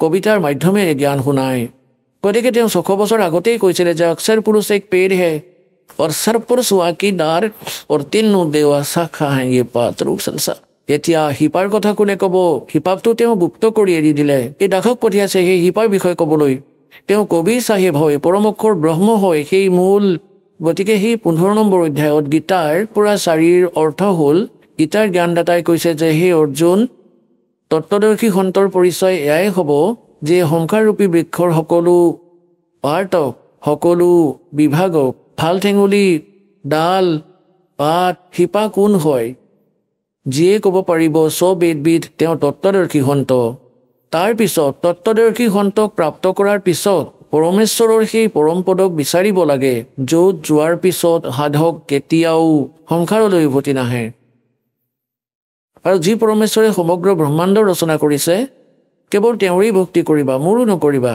যদি পূৰ্ণ মুক্তি বিচাৰিছা য'ত যোৱাৰ পিছত মানুহ আৰু উভতি নাহে তালৈ যাব বিচাৰা আৰু আকৌ 15 নম্বৰ অধ্যায়ৰ 16 আৰু 17ত কৈছে তিনিটা পুৰুষ আছে, ক্ষৰ পুৰুষ আৰু অক্ষৰ পুৰুষ। এই ক্ষৰ পুৰুষটো জ্যোতি নিৰঞ্জন কাল হয় আৰু অক্ষৰ পুৰুষ ডাল বুলি বুজা, যি 7 শংখ ব্ৰহ্মাণ্ডৰ স্বামী হয়, আৰু ক্ষৰ পুৰুষ কেৱল 21 ব্ৰহ্মাণ্ডৰ স্বামী হয়। আৰু তাৰ লগত 3টা শাখা আছে বৃক্ষৰ, সেয়া ৰজগুণ ব্ৰহ্মা, শতগুণ বিষ্ণু, তমগুণ শিৱৰূপী বুলি বুজা। আকৌ 15 নম্বৰ অধ্যায়ৰ 17 নম্বৰ শ্লোকত কৈছে যে উত্তম পুৰুষ তুমি অন্য, পৰমাত্মা এটি উদ্ধাৰ্তে। উত্তম পুৰুষটো কোনো আন হয়, যাক ভগৱান বুলি কোৱা হয়, পৰমাত্মা বুলি কোৱা হয়। তেওঁ এই 3টা লোকত প্ৰৱেশ কৰি সকলোৰে ধাৰণ পোষণ কৰে। অৱশ্যে তেওঁ অবিনাশী পৰমেশ্বৰ, সকলোৰে ধাৰণ পোষণ তেওঁৱেই কৰে। যেনেকৈ মূৰৰ পৰা শিপাৰ পৰা সকলো গছৰ বৃক্ষৰ আহাৰ প্ৰাপ্ত হয়, পোহপাল হয়। গতিকে ইয়াত স্পষ্ট কৰিছে। আৰু বহুতে আপোনাক ভ্ৰমিত কৰিব পাৰে যে 15 নম্বৰ অধ্যায়ৰ 18 নম্বৰ শ্লোকত গীতাৰ জ্ঞানদাতাই কৈছে যে মই লোকবেদত পুৰুষোত্তম বুলি প্ৰসিদ্ধ। গতিকে পুণ্যাত্মাসকল, তাত তেওঁ কি কৈছে যে মোৰ অন্তৰ্গত যিমানবোৰ প্ৰাণী আছে 21 ব্ৰহ্মাণ্ডত, এওঁলোকতকৈ ময়ে শ্ৰেষ্ঠ, এওঁলোকতকৈ শক্তিশালী হয়, এওঁলোকতকৈ বলৱান হয়, লগতে বুদ্ধিমানো। গতিকে লোকবেদত দন্তকথাৰ আধাৰত মই পুৰুষোত্তম বুলি প্ৰসিদ্ধ।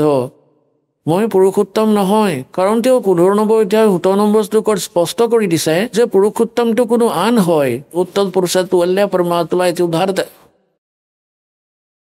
গতিকে কোৱাৰ ভাৱ এইটো যে পুণ্যাত্মাসকল, এটাতো 2টা পৰমাত্মা সিদ্ধ হ'ল। গীতাৰ অধ্যায় নম্বৰ 18 শ্লোক নম্বৰ 62 আৰু 64 গীতাৰ জ্ঞানদাতাই স্বয়ং কৈছে যে অৰ্জুন, তুমি সৰ্বভাৱেৰে সেই পৰমেশ্বৰৰ শৰণলৈ যোৱা। সেই পৰমেশ্বৰৰ কৃপাতেই তুমি পৰম শান্তি আৰু সনাতন পৰম ধাম প্ৰাপ্ত কৰিবা। মানে পৰম শান্তি লাগে আৰু শাশ্বত স্থান, যলৈ যোৱাৰ পিছত মানুহ আৰু সংসাৰলৈ উভতি নাহে, সেয়া লাগে। গতিকে সেই পৰমেশ্বৰৰ শৰণলৈ যোৱা, অৰ্থাৎ গীতাৰ জ্ঞানদাতাতকৈ অন্য। আকৌ তেওঁৰ বিষয়ে কৈছে যে 4ৰ্থ অধ্যায়ৰ 32 আৰু 34 নম্বৰ মন্ত্ৰত স্পষ্ট কৰিছে সেই পৰমাত্মা সি নিজৰ মুখ কমলেৰে জ্ঞান দিয়ে। সেয়া তত্ত্বজ্ঞান। তেওঁৰ মুখ কমলৰ দ্বাৰা কোৱা বাণীত, সচিদানন্দ ঘন ব্ৰহ্মৰ বাণীত সেই যজ্ঞৰ তথ্য অৰ্থাৎ ধাৰ্মিক অনুষ্ঠানৰ তথ্য বিস্তাৰিতভাৱে দিছে। সেয়া তত্ত্বজ্ঞান। সেই তত্ত্বজ্ঞানক তুমি তত্ত্বদৰ্শী সন্তক সোধা, মই নাজানো। যদি গীতাৰ জ্ঞানদাতাই জানিলে হয় তেন্তে এটা অধ্যায় আৰু বনালে হয়।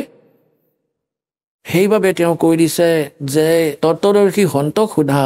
আকৌ কৈছে যে তত্ত্বদৰ্শী সন্তক প্ৰাপ্ত কৰাৰ পিছত 15 নম্বৰ অধ্যায়ৰ 4ৰ্থ শ্লোকত পৰমেশ্বৰৰ সেই পৰম পদক বিচাৰিব লাগে, যলৈ যোৱাৰ পিছত সাধক আৰু সংসাৰলৈ কেতিয়াও উভতি নাহে। 17 নম্বৰ অধ্যায়ৰ 23 নম্বৰ শ্লোকত সেই পৰমেশ্বৰক কোৱাৰ, সেই শাশ্বত স্থানক কোৱাৰ, সেই পৰম ধামক কোৱাৰ বিধি কৈছে। ওম তৎসৎ ইতি নিৰ্দেশে ব্ৰহ্মণে ত্ৰিবিধে সমৰ্থ। সেই সচিদানন্দ ঘন ব্ৰহ্মক কোৱাৰ এই 3 মন্ত্ৰৰ জপৰ নিৰ্দেশ আছে, একেবাৰে ফাইনেল, নাথিং এলছ। গতিকে গীতাৰ জ্ঞানদাতাই নিজৰ নামটো ওম বুলি স্পষ্ট কৰিয়েই দিছে। তৎ আৰু সৎ এয়া সাংকেতিক হয়, এয়া তত্ত্বদৰ্শী সন্তৰ বাবে এৰি দিলে। গতিকে সেই তত্ত্বদৰ্শী সন্ত এই ৰামপাল দাস হটলোক আশ্ৰম বৰবালাৰ জিলা হিচাৰত আছে। মোৰ ওচৰত কমপ্লিট কোৰ্চ আছে। তৎ আৰু সৎ এয়া সাংকেতিক। তৎ এয়া ক্ষৰ পুৰুষৰ মন্ত্ৰ, এয়া অন্য মন্ত্ৰ হয়, তৎ নহয়, অন্য মন্ত্ৰ। আৰু সৎ এয়া পৰম অক্ষৰ ব্ৰহ্মৰ মন্ত্ৰ, জপ হয়, সেয়া অন্য মন্ত্ৰ হয়। তাক সাৰ শব্দ বুলিও কোৱা হয়, সাৰ নাম বুলিও কয়, আদি নাম বুলিও কয়। গতিকে এয়া কমপ্লিট কোৰ্চ হয় সেই পৰমেশ্বৰক পোৱাৰ। আৰু সেই কমপ্লিট কোৰ্চ তত্ত্বজ্ঞানৰ ভিতৰত আছে, যি পৰমাত্মাই স্বয়ঙে আহি কৈছে। তাত কমপ্লিট জ্ঞান আছে, কমপ্লিট কোৰ্চ আছে। প্ৰথম মন্ত্ৰ সৎ নাম, তাৰপিছত সাৰ নাম, ইয়াৰ পৰা মুক্তি হ'ব। সেই সাধনা বেদত নাই। বেদত পৰমাত্মাৰ মহিমা আছে। পৰমাত্মা কবিৰদেৱে 600 বছৰ আগতে নিজৰ অমৃতবাণীত তত্ত্বজ্ঞানত কৈছিলে कि वेद मेरा भेद है, मैं ना मिलूं वेदन के माही और जौन वेद से मैं मिलूं, ये वेद जानते নাই। এই 4খন বেদে মোৰ মহিমাৰে গুণগান কৰে, কিন্তু এই বেদত বৰ্ণিত বিধিৰে মোৰ প্ৰাপ্তি হ'ব নোৱাৰে। আৰু যি জ্ঞানৰ পৰা, যি বেদৰ পৰা, সেই তত্ত্ববেদৰ পৰা মোক পাবা, সেই জ্ঞান এই বেদত নাই। ये वेद जानते নাই, वेद मेरा भेद है, मैं नाम लो वेद के माही और जन वेद से मैं मिलूं ये वेद जानते नहीं সেয়া ক'বলৈ স্বয়ঙেই পৰমাত্মা আহে আহক আমি এতিয়া সেই শ্ৰদ্ধালুসকলৰ অনুভৱবোৰ জানো যিসকলে জগতগুৰু তত্ত্বদৰ্শী সন্ত ৰামপাল গুৰু মহাৰাজৰ পৰা দীক্ষা প্ৰাপ্ত কৰিছে তথা তেওঁ কোৱা ভক্তি মাৰ্গ এওঁলোকে অৱলম্বন কৰি আছে নমস্কাৰ নমস্কাৰ ছাৰ কি নাম আপোনাৰ পুষ্পা সিং ক'ৰ পৰা আহিছে আপুনি ঝাৰখণ্ডৰ পৰা মই আপোনাৰ পৰা এইটো জানিব বিচাৰিম যে সন্ত ৰামপালদেৱ মহাৰাজৰ পৰা আপুনি কেতিয়া নাম দীক্ষা ল'লে 2011 4 মাৰ্চত সন্ত ৰামপালদেৱ মহাৰাজৰ পৰা নাম দীক্ষা লোৱাৰ আগতে আপুনি কিবা ভক্তি সাধনা কৰিছিল নে হয় কৰিছিলোঁ হিন্দু ধৰ্ম অনুসৰি দেৱী দেৱতাৰ ভক্তি কৰিছিলোঁ সেই অনুসাৰে আমি চলিছিলোঁ কিন্তু কোনো লাভ পোৱা নাছিলোঁ কি ভক্তি সাধনা কৰিছিল আপুনি দেৱী দেৱতাৰ ভক্তি যেনে শংকৰ ভগৱান হনুমান দেৱ ব্ৰত ৰাখিছিল নে হয় ৰাখিছিলোঁ যেনেকৈ ঘৰৰ মানুহে যেতিয়া কৈছিলে ৰাখিছিলোঁ আপোনাৰ পৰা এইটো জানিব বিচাৰিম যে আপুনি সন্ত ৰামপালদেৱ মহাৰাজৰ পৰা নাম দীক্ষা কিয় ল'লে কি কাৰণ হ'ল যে আপুনি সন্ত ৰামপালদেৱ মহাৰাজৰ পৰা নাম দীক্ষা ল'ব লগা হ'ল ইয়াৰ পিছত এইটোৱেই কাৰণ ছাৰ যে হঠাৎ 2010ত মোৰ স্বাস্থ্য একেবাৰে বহুত বেয়া হৈ গৈছিলে যি কাৰণে আমাৰ ওপৰত বহুত হঠাৎ 2010ত মে মাহত মোৰ গা বেয়া হৈ গৈছিলে ৰাতি 12 বাজিছিলে হঠাৎ মোৰ অৱস্থা বহুত বেয়া হৈ গৈছিলে জিভাখন বাহিৰলৈ ওলাই গৈছিলে আৰু চুলি নিজে নিজে সৰি যাব ধৰিছিলে আৰু চকু বেকা হৈ গৈছিলে তেতিয়া মোৰ হাজবেণ্ডে ভাবিলে যে কি হৈ গ'ল হঠাৎ তাইৰ কি হ'ল যেতিয়া সিদিনা পাৰ হ'ল তাত যি ফ্লেটত আছিলোঁ তাত যি এজন মেম্বাৰ আছিলে তেওঁ ক'লে ভূতৰ বাধা আছে যি কাৰণে তাতে যিসকল তান্ত্ৰিক থাকে মুছলিম ধৰ্মৰ তেওঁক মাতিলে তেতিয়া তেওঁ একো কৰিব নোৱাৰিলে য'ত নেকি মানুহে কয় যে হনুমান চালিচা পঢ়িলে ভূত প্ৰেত পলাই যায় এনেকুৱা একোৱেই নহ'ল কাৰণ আমি জানো যে যেতিয়া মোৰ ওপৰত ভূত প্ৰেতৰ বাধা আহে তেতিয়া হনুমান দেৱৰ যি কিতাপ সেয়া মোৰ হাতত দি দিছিলে মই হনুমান দেৱৰ কিতাপ হাতত লৈ পঢ়িছিলোঁ কিন্তু একো নহৈছিলে আৰু মোৰ একেবাৰে চকু ঘূৰি যায় আৰু চুলি একেবাৰে অট'মেটিক খুলি যায় গতিকে মোৰ ঘৰৰ মানুহ বহুত চিন্তাত পৰি গৈছিলে একেবাৰে বহুত নিৰাশ হৈ গৈছিল যাৰ কাৰণে তেওঁলোকে বহুত দুখৰ সন্মুখীন হ'বলগীয়া হৈছিল মা দেউতাই বহুত কান্দি আছিলে কাৰণ মই ঘৰৰ ডাঙৰ ছোৱালী আছিলোঁ যাৰ কাৰণে নেকি তেওঁলোকে বহুত ঠাইত মোক দেখুৱাবলৈ চেষ্টা কৰিছিলে কিছুদিনলৈকেতো ঠিকে থাকোঁ কিন্তু লাভ নহয় যেতিয়া হাজাৰিবাগত ভাল নহ'লোঁ তাৰপাছত মোৰ গাঁও হ'ল আৰা জিলা কিবা কিবি তান্ত্ৰিকক তাতে মোক দেখুৱালে দেৱী দেৱতাসকলক মন্দিৰত হনুমান দেৱ কালী সকলো ঠাইতে গ'লোঁ কিন্তু তাতেও একো নিবাৰণ নহ'ল তাৰপাছত তাৰ পৰা যেতিয়া উভতি আহিলোঁ মোৰ মাৰ ঘৰ জমছেদপুৰত হয় তালৈ গ'লোঁ তাত নৱৰাত্ৰি মোৰ মাহঁতে পালন কৰি আছিলে কিন্তু একো লাভ নহ'ল অট'মেটিক নৱৰাত্ৰিৰ দিনাই মোৰ সম্পূৰ্ণ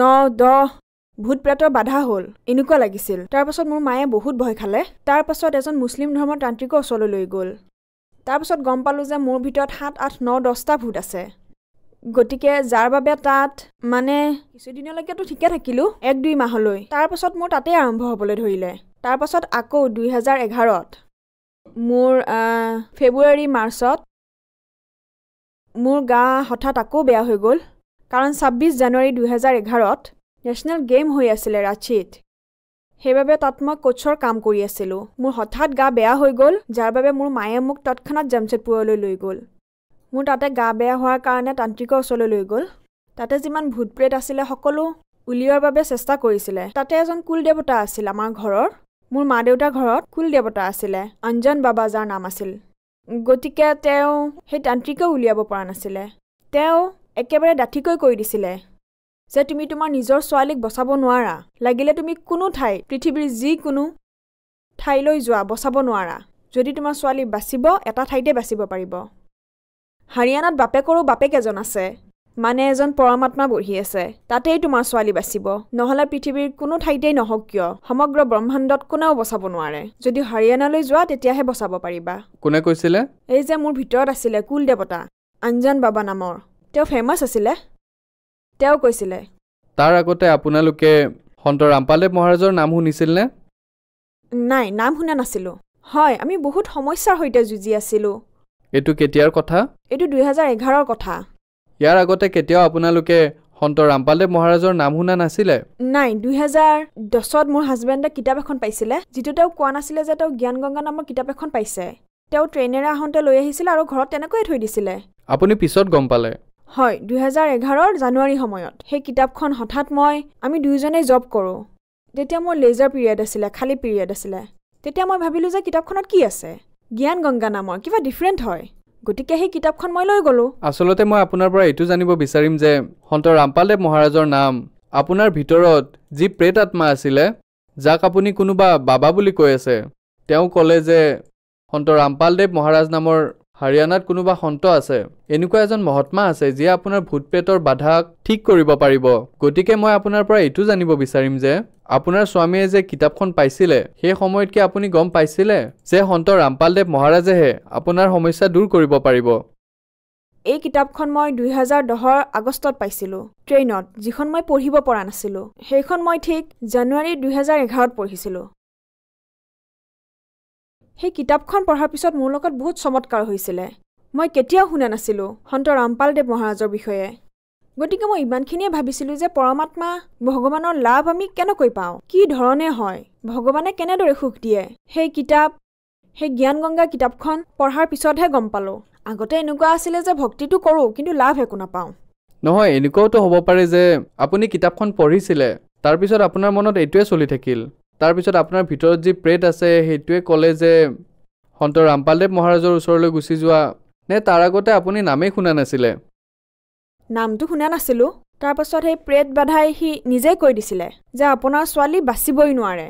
তাৰপিছত আপুনি সন্ত ৰামপালদেৱ মহাৰাজৰ বিষয়ে গম লোৱা আৰম্ভ কৰিলে? হয়, তাৰপিছত গৈ আমাৰ ঘৰৰ ফেমিলি বহুত দুখত আছিলে, যাৰ বাবে তেওঁলোকে তাৰপাছত সন্ত ৰামপালদেৱ মহাৰাজৰ ওচৰলৈ কেনেকৈ যাব পাৰি, জ্ঞান গংগা কিতাপৰ পিছফালে যি নক্সা আঁকা থাকে সেই অনুসাৰে আমি টিকট কটালোঁ আৰু তাৰপাছত বৰবালা আশ্ৰম হাৰিয়ানা গৈ পালোঁ। ঠিক আছে, যিবোৰ কথা য'ৰ পৰা আৰম্ভ হৈছিলে সেই ঠাইতে আছেনে, নে যেতিয়াই আপোনাৰ ভিতৰত যে ভূত প্ৰেতৰ বাধা আছিলে সি ক'লে যে সন্ত ৰামপালদেৱ মহাৰাজেহে ঠিক কৰিব পাৰিব, সমগ্ৰ পৃথিৱীত কেৱল এখনে ঠাই আছে, সেই কথা সঁচা প্ৰমাণিত হ'লনে? আপোনাৰ ভিতৰৰ পৰা ভূত প্ৰেতে যে কৈ আছিলে যে তাতেহে এই বাধা ঠিক হ'ব পাৰে বুলি, তেন্তে আপুনি সন্ত ৰামপালদেৱ মহাৰাজৰ পৰা নাম দীক্ষা লোৱাৰ পিছত ভাল হ'লনে? যেতিয়া আমি সকলো ফালৰ পৰাই ভাগৰি পৰিছিলোঁ, মন্দিৰ, মছজিদ, গুৰুদ্বাৰ সকলো লৈ গৈছিলোঁ। যেতিয়া মানুহৰ স্বাস্থ্য বেয়া হয় তেতিয়া সিহঁতৰ মাক দেউতাক বহুত দুখত থাকে। তেতিয়া সেই সময়ত তেওঁলোকে হিন্দু, মুছলিম, শিখ, ইছাই একো নাচায়, তেওঁলোক সকলো ধৰ্মৰ ওচৰলৈ যাবলৈ আৰম্ভ কৰে যাতে ভাল হয়। সেই সময়ত মানসিকতা শেষ হৈ যায় যে জাত পাত কি হয়। যেতিয়া আমি সন্ত ৰামপালদেৱ মহাৰাজৰ শৰণলৈ গ'লোঁ, তেতিয়া মোৰ যি ভূত প্ৰেতৰ বাধা আছিলে, যাৰ বাবে বহুত চিন্তাত পৰিছিলোঁ, সেয়া সন্ত ৰামপালদেৱ মহাৰাজৰ শৰণলৈ যোৱাৰ পিছতেই, নাম দীক্ষা লোৱা মাত্ৰেই, আশীৰ্বাদ লোৱা মাত্ৰেই মই প্ৰথমবাৰেই দৰ্শন কৰিছিলোঁ। এইটোও নাজানিছিলোঁ যে সন্ত ৰামপালদেৱ মহাৰাজ মানে তেওঁ কোন হয়। মানে যেতিয়া আমি তালৈ গ'লোঁ, যেতিয়া আমি সকলো আশ্ৰম গৈ পালোঁ, তাত ভৰি থওঁতে পৰিৱেশটো বেলেগ যেন লাগিল, এখন বেলেগ পৃথিৱী। এনেকুৱা লাগিল যেন এই দুখৰ সংসাৰৰ পৰা ওলাই যেতিয়া সতলোক আশ্ৰম গৈ পালোঁ, তেতিয়া এনেকুৱা লাগিল যেন এয়া এক শান্তিৰে ভৰা এক পৃথিৱী। যি মই মৰম সেই পৃথিৱীত নাপালোঁ, সেয়া সতলোক আশ্ৰমত পালোঁ, আত্মীয়তা।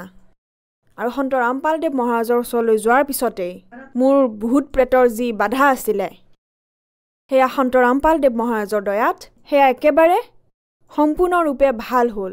আৰু মোৰ যি সৰু সুৰা বেমাৰ আছিলে, বহুত বেমাৰ আছিলে সৰু সুৰা, পৰমাত্মাই সেই সময়তেই তেওঁ যি মন্ত্ৰ দিয়ে সন্ত ৰামপালদেৱ মহাৰাজে, তাত ইমান পাৱাৰ আছে, তাত ইমান শক্তি আছে। সেই মন্ত্ৰবোৰ কৰাৰ বাবে মোৰ সৰু সুৰা যিবোৰ বেমাৰ আছিলে, যি মাইগ্ৰেন আছিলে, পৰমাত্মাৰ সেই মন্ত্ৰ জপ কৰাৰ পিছতে ভাল হ'ল, শেষ হ'ল। আপোনাৰ যে ইমান ডাঙৰ সমস্যা আছিল, সেয়া সন্ত ৰামপালদেৱ মহাৰাজৰ পৰা নাম দীক্ষা লোৱাৰ পিছত ভাল হৈ গ'ল। ইয়াৰ বাহিৰে সন্ত ৰামপালদেৱ মহাৰাজৰ পৰা নাম দীক্ষা লোৱাৰ পিছত কিবা লাভ পালেনে? এনেইতো সন্ত ৰামপালদেৱ মহাৰাজৰ লগত জড়িত হোৱাৰ পিছত ভগৱান কোন হয়, কেনেদৰে সুখ দিয়ে, এয়া সন্ত ৰামপালদেৱ মহাৰাজৰ শৰণলৈ অহাৰ পিছত গম পালোঁ। যেনেদৰে সকলো সন্তই কয় যে সকলোৰে মালিক এজন হয়। আৰু ক'ৰবাত পঢ়িছিলোঁ, কোনোবা মন্দিৰ বা কোনোবা ট্ৰাকৰ পিছত পঢ়িছিলোঁ যে সকলোৰে মালিক এজন। কোনেও তেওঁৰ নাম কোৱা নাছিলে যে তেওঁ হয় কোন। সন্ত ৰামপালদেৱ মহাৰাজে প্ৰমাণৰ সৈতে এয়া প্ৰমাণ কৰে যে তেওঁ পূৰ্ণ পৰমাত্মা সকলোৰে মালিক এজন হয় আৰু তেওঁৰ নাম কবীৰ হয়। গতিকে তেওঁ সকলো ধৰ্মৰ সৈতে জড়িত যিমানবোৰ কিতাপ আছে যেনে গুৰু গ্ৰন্থ চাহেব, গীতা, বাইবেল, বেদ এই সকলোবোৰৰ পৰা উলিয়াই সম্পূৰ্ণ পূৰ্বৰ সৈতে তেওঁ প্ৰমাণ কৰিছে যে সুপ্ৰিম পৰমাত্মা কেৱল কবীৰ পৰমেশ্বৰ হয়। তেওঁৰ ভক্তি কৰিলেহে সম্পূৰ্ণ লাভ পোৱা যায়। আপোনাৰ পৰা আৰু এটা কথা জানিব বিচাৰিম যে সন্ত ৰামপালদেৱ মহাৰাজে আপোনালোকক যি ভক্তি সাধনাৰ কথা কৈ আছে, এই ভক্তি সাধনাৰ কথা সমগ্ৰ বিশ্বত আন কোনেও কোৱা নাই। গতিকে এয়া কেনেকৈ সম্ভৱ হ'ব পাৰে যে সন্ত ৰামপালদেৱ মহাৰাজেহে, আপুনি কৈছে যে কেৱল তেওঁৱেই শাস্ত্ৰ অনুসৰি ভক্তি কৈ আছে, বাকী সন্তসকলে নকয়? ছাৰ, সন্ত ৰামপালদেৱ আন সন্ততকৈ বেলেগ। কাৰণ সন্ত ৰামপালদেৱে যি জ্ঞান দিয়ে, ধৰক এজন শিক্ষক তেওঁ নিজৰ ছাত্ৰসকলক চিলেবাছ অনুসৰিয়েই পঢ়ায়। গতিকে বৰ্তমান যিসকলে সাধনা কৰি আছে তেওঁলোকে চিলেবাছ অনুসৰি কৰা নাই, এয়া কেনেকৈ সম্ভৱ? ছাৰ, সঁচাকৈ পঢ়োৱা নাই। গতিকে আপোনাৰ কোনটো সাধনা এনেকুৱা লাগি আছে যে যি মানুহে কৰি আছে যি শাস্ত্ৰৰ বিপৰীত হয়? ছাৰ, ক'ব বিচাৰিছোঁ যে যি ভক্তি হয়, লাভ হ'ব পাৰে, বিপদৰ নিবাৰণ হ'ব পাৰে, আপত্তিবোৰ দূৰ হ'ব পাৰে, মানুহে সেইকাৰণে ভক্তি কৰে। সুখৰ বাবে, শান্তিৰ বাবে, মানসিক শান্তিৰ বাবে অথবা শাৰীৰিক সুখৰ বাবে। সেয়া ভক্তি। সেই ভক্তিত যদি কাৰোবাৰ শাৰীৰিক কষ্ট হৈ আছে, মানসিক কষ্ট হৈ আছে অথবা আৰ্থিক কষ্ট হৈ আছে, যি সম্পূৰ্ণ লাভ পাব লাগে ভক্তিৰ, সেয়া নাপায়। সেইবাবে আপুনি কৈ আছে যে সেয়া শাস্ত্ৰৰ বিৰুদ্ধ ভক্তি। এটা প্ৰমাণটো এয়া হয়, সেয়া শাস্ত্ৰ বিৰোধী ভক্তি। আৰু এই সন্ত ৰামপালদেৱ মহাৰাজ সমগ্ৰ পৃথিৱীত কেৱল এজনেই সন্ত ৰামপালদেৱ মহাৰাজ আছে যিয়ে শাস্ত্ৰ অনুকূল ভক্তি দিয়ে। মোৰ প্ৰশ্ন এইটো আছিল যে আপোনাৰ কোনটো কথা এনেকুৱা লাগিছে যে এয়া শাস্ত্ৰৰ বিৰুদ্ধ, যিবোৰ ক্ৰিয়া সাধাৰণ সমাজত হৈ আছে, আৰু আপুনি যি ক্ৰিয়া কৰি আছে সেয়া শাস্ত্ৰ অনুসৰি হয়। কোনটো পাৰ্থক্য আপুনি দেখিলে? ছাৰ, শাস্ত্ৰ বিৰোধী ভক্তি এয়াই হয় যি গীতাত মানা কৰা হৈছে যে ব্ৰত ৰাখিব নালাগে, তথাপিও মানুহে ৰাখে, শ্ৰাদ্ধ কৰিব নালাগে, তথাপিও মানুহে কৰে। আৰু সন্ত ৰামপালদেৱ মহাৰাজৰ অনুগামীয়ে যি শাস্ত্ৰত লিখা থাকে, যি সন্ত ৰামপালদেৱ মহাৰাজে শাস্ত্ৰ অনুকূল ভক্তি কৰায়, তাত না ব্ৰত ৰখাৰ কথা কয়, না শ্ৰাদ্ধৰ কথা কয়। আৰু বহুত ধৰণৰ বিপদ তেওঁৰ আশীৰ্বাদ দিয়া মাত্ৰেই সমাপ্ত হৈ যায়। ভগত সমাজক কি বাৰ্তা দিব বিচাৰিব?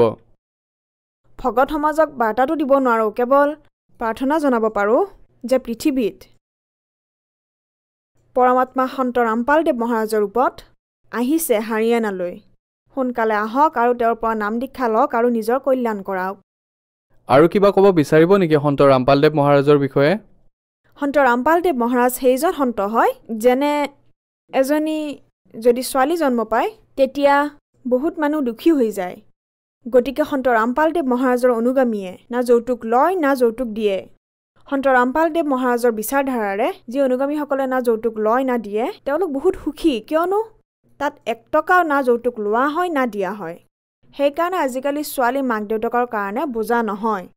যি চৰকাৰে কৰিব পৰা নাই, সেয়া সন্ত ৰামপালদেৱ মহাৰাজে নিজৰ সৎসংগৰ মাধ্যমেৰে, নিজৰ বিচাৰধাৰাৰ মাধ্যমেৰে সমাজত যি প্ৰচলিত বেয়াবোৰ আছে, নিচা, যৌতুক প্ৰথা আৰু বহুতো বেয়া যিবোৰ আছে, সেয়া সন্ত ৰামপালদেৱ মহাৰাজে দূৰ কৰি আছে। আপোনাৰ পৰিয়ালৰ আৰু কোন জড়িত হৈ আছে? মোৰ পৰিয়ালত মোৰ হাজবেণ্ড আৰু মোৰ ল'ৰা ছোৱালী। আপোনাৰ পৰিয়ালত এনেকুৱা কোনোবা সদস্য আছে নেকি যিয়ে আগতে নিচা কৰিছিলে আৰু সন্ত ৰামপালদেৱ মহাৰাজৰ পৰা নাম দীক্ষা লোৱাৰ পিছত নিচা এৰি দিলে? হয় ছাৰ, মোৰ হাজবেণ্ডে নিচা কৰিছিলে, কিন্তু তেওঁ সন্ত ৰামপালদেৱ মহাৰাজৰ শৰণলৈ যোৱা মাত্ৰেই কেৱল এদিনতে, যিদিনা আমি ফাৰ্ষ্ট দিনা যেতিয়া নাম দীক্ষা লৈছিলোঁ সেইদিনাই সন্ত ৰামপালদেৱ মহাৰাজৰ আশীৰ্বাদ মাত্ৰেই এটা ক্ষণতে সেই নিচা সমাপ্ত হৈ গ'ল। মাজে মাজেও নকৰে? নাই, তেওঁ কেতিয়াও নকৰে, না তেওঁ ইচ্ছা কৰে। আপুনি শিক্ষিত, আপুনি মানে নেকি যে কেৱল এজন সন্তৰ আশীৰ্বাদতে তেওঁৰ ভক্তি কৰা মাত্ৰেই এজন ব্যক্তিয়ে নিচা এৰিব পাৰে? ছাৰ, সন্ত ৰামপালদেৱ মহাৰাজৰ বচনত শক্তি আছে। যদি পূৰ্ণ সন্ত এজন পৃথিৱীলৈ আহে তত্ত্বদৰ্শী সন্তৰ ৰূপত, কেৱল পৰমাত্মাইহে আহিব পাৰে। তেওঁৰ শব্দ শক্তিত বহুত শক্তি থাকে। গতিকে তেওঁৰ আশীৰ্বাদ মাত্ৰেই তৎক্ষণাত সেই নিচা সমাপ্ত হৈ গ'ল। সেইদিনাৰ পিছৰ পৰাই 2011ৰ পৰা আজি 2020 হৈ গ'ল, তেতিয়াৰ পৰাই নিচা কৰা নাই। বহুত বহুত ধন্যবাদ সৎ চাহেব।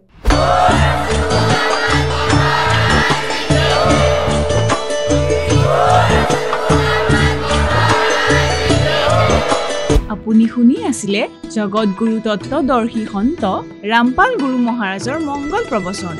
অধিক জানিবৰ বাবে ভিজিট কৰক www.jagatgururampalji.org। সন্ত ৰামপাল গুৰু মহাৰাজৰ শুভ আশীৰ্বাদত সমগ্ৰ বিশ্বতে 500তকৈ অধিক নাম দীক্ষা কেন্দ্ৰ আছে, য'ত সন্ত ৰামপাল গুৰু মহাৰাজৰ দ্বাৰা বিনামূলীয়াকৈ নাম দীক্ষা দি থকা হৈছে। আপোনাৰ ওচৰৰ নাম দীক্ষা কেন্দ্ৰৰ ঠিকনা জানিবলৈ সম্পৰ্ক কৰক 7082208528।